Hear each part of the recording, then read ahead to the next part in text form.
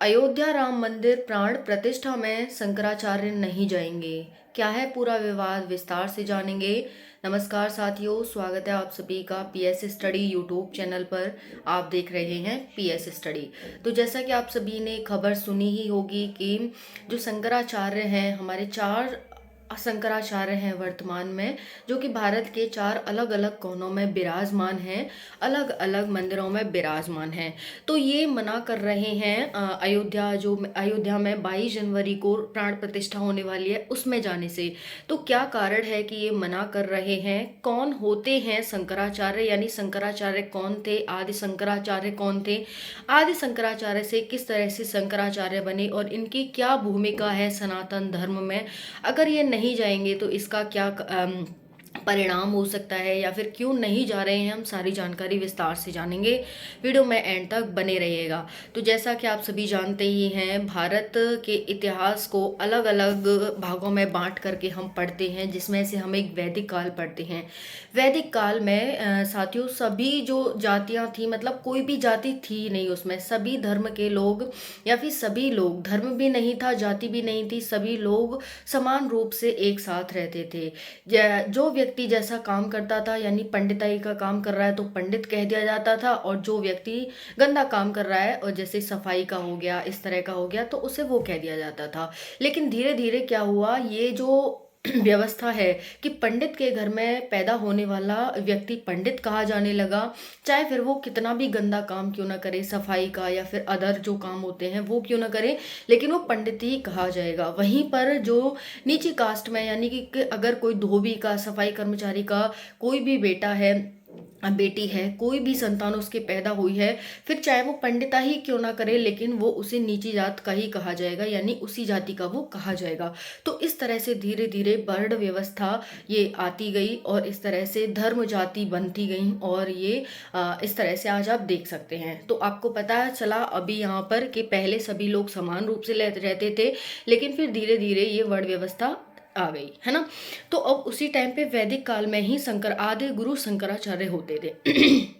अब जब वर्ण व्यवस्था नहीं थी तब तो ठीक है, सनातन धर्म अच्छे से चल रहा था, लेकिन जैसे जैसे वर्ण व्यवस्था आती चली गई, सनातन धर्म में कटौती होती गई। यानी सनातन धर्म है, क्योंकि बहुत सारे धर्म उस टाइम पे बने थे, जैसे बौद्ध धर्म, जैन धर्म, ठीक है, और भी बहुत सारे धर्म थे उस टाइम पर बनते चले गए। तो जो सनातन धर्म था वो कहीं ना कहीं डिक्लाइन होता गया।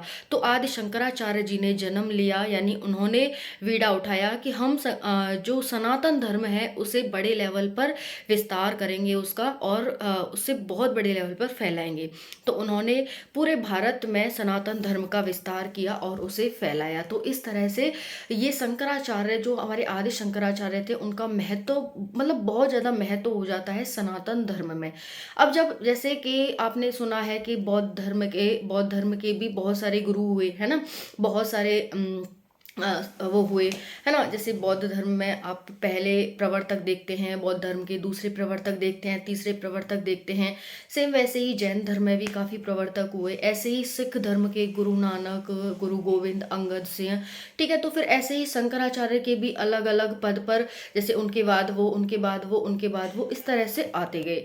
तो फिर आते हैं अब जो हमारे शंकराचार्य चल रहे हैं ना साथियों, वो लगभग चल रहे हैं 145वें, 145वें शंकराचार्य चल रहे हैं, जो कि भारत के चार, एक शंकराचार्य हमारे उड़ीसा में बैठे हैं, दूसरे शंकराचार्य कर्नाटक में बैठे हैं, तीसरे शंकराचार्य गुजरात में हैं, और चौथे शंकराचार्य उत्तराखंड में हैं। तो इस तरह से शंकराचार्य द्वारा आज भी पूरे भारत में सनातन धर्म का विस्तार किया जाता है, ठीक है। इस तरह से और जो भी हमारे धर्म ग्रंथ हैं उनको भाई क्या लिखा है, क्या सही है, क्या गलत है, वो सब शंकराचार्य के द्वारा ही बताया जाता है। तो शंकराचार्य का ये महत्व है सनातन धर्म में। अब जो कि राम मंदिर का निर्माण एक बहुत, मतलब एक सपना सा था, जो कि अब साकार होने जा रहा है, लगभग 500 वर्ष का सपना पूरा होने जा रहा है।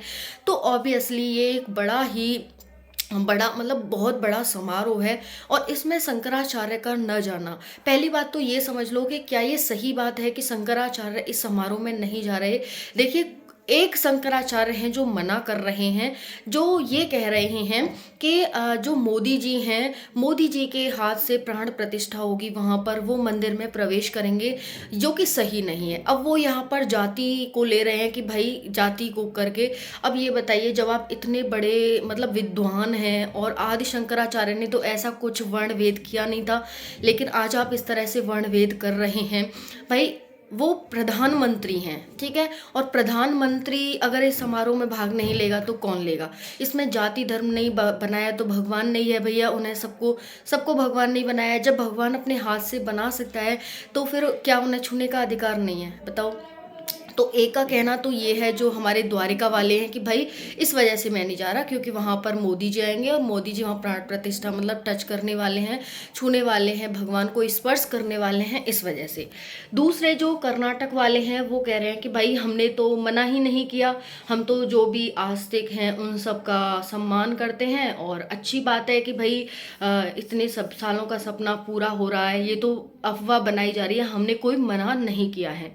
सेम गुजरात वाले भी कह रहे हैं कि हम भी जाने को तैयार हैं, हमारा ऐसा कोई इरादा नहीं है कि इसका विरोध किया जाए। सेम उत्तराखंड वालों का कहना है कि वो भी इसमें जाने को तैयार हैं। तो एक है वो सिर्फ धर्म को लेकर के बैठे हैं, वर्ण को लेकर के, जाति को लेकर के बैठे हैं, बाकी सभी शंकराचार्य इसमें जाने को तैयार हैं, ठीक है जी। तो यहाँ पर ये हो जाता है। अब आपको समझ आ गया कि जो भी बातें हैं वो कह रहे हैं कि ये सब भ्रम फैलाया जा रहा है, ऐसा कुछ भी नहीं है, हम जाएंगे, बिल्कुल जाएंगे वहाँ पर, इस तरह से, ठीक है ना।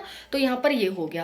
अब बात कर लेते हैं यहाँ पर कि भाई आपको ये समझ आ गया होगा कि शंकराचार्य कौन है, क्या महत्व है इनका, और नहीं जाएंगे तो मतलब ऐसा नहीं है कि नहीं जाएंगे तो कुछ होगा नहीं वहाँ पर, कुछ ऐसा नहीं है।